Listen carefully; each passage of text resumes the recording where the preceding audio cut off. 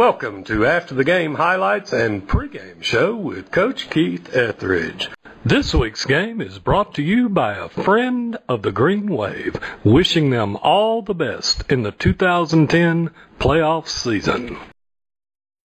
This week, our guest host is Charles Rose, a 1992 Leeds graduate and football player for the Green Wave, and a 1997 Auburn graduate and football player for the Auburn Tigers. Now, on to the show with Coach Keith Etheredge. Welcome to the show, Coach. Thank you, Charles. Coach, congratulations on an impressive 17-6 victory over Clay County this past week in the second round of the playoffs.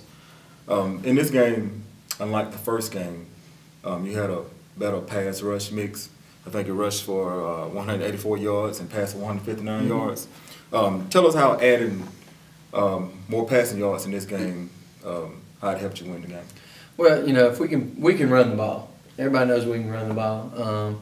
If we can throw the ball a little bit, get some passes mixed in there, it just really helps. It loosens the defense up a little bit, allows they'll have to take more people out of the box, and the more people you get out of the box, the easier it is to run. So if we can throw the ball a little bit and get the defense loosened up a little bit, take a couple people out of the box, it makes it a lot easier for our offensive front to get on people and stay on people, and then we can work numbers games. So it was great to be able to throw the ball. Shane did a great job this week of hitting open receivers, and our receivers did a great job of catching the football.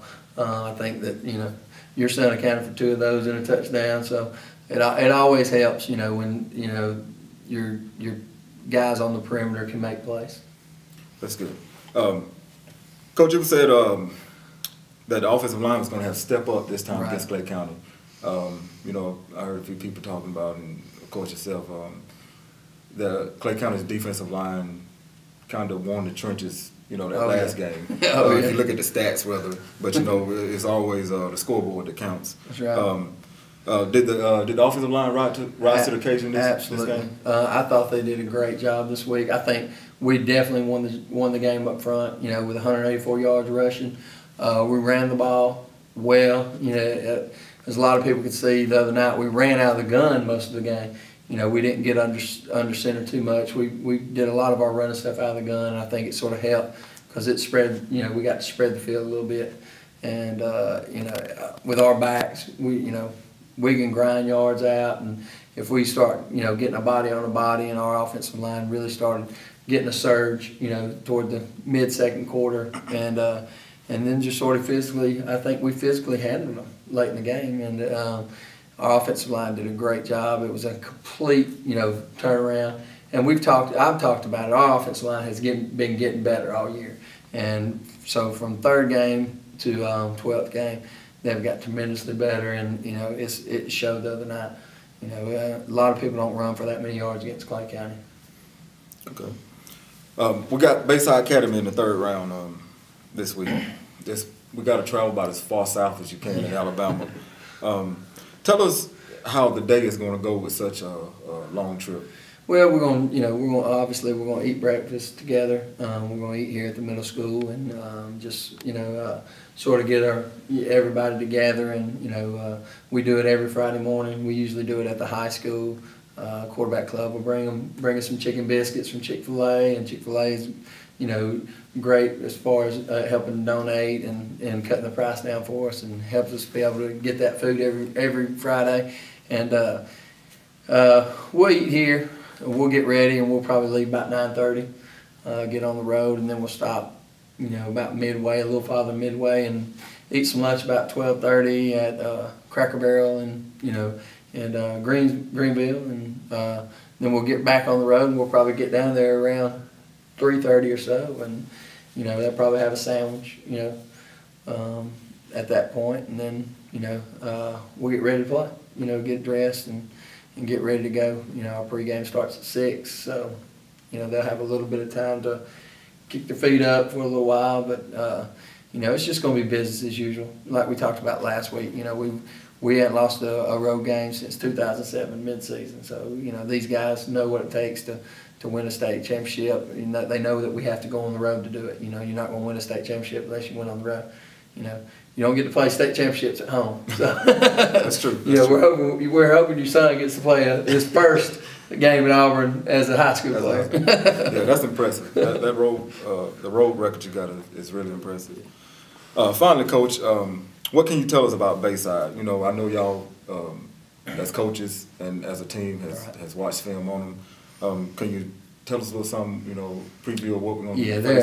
They're a very fundamentally sound team, a lot like a Briarwood or a Vestavia. They're got some great speed, got some good skill people. Do a good job of getting a hat on a hat and shield blocking. They don't overpower you. They just create small creases, and those backs really hit it up in there. So they run the wing.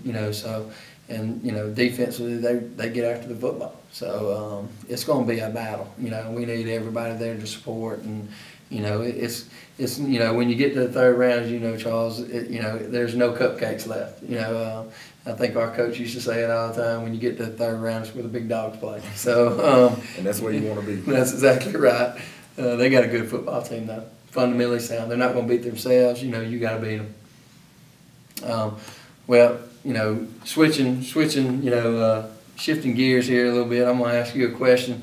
You know what it's like, Charles. I mean, you've played in a lot of high school football games, a lot of college football games. What's it like as a player getting geared up for a big game like this? Well, usually it depends on whether you've been there and done that. Like this Leeds team, they've been there. The senior class that you have.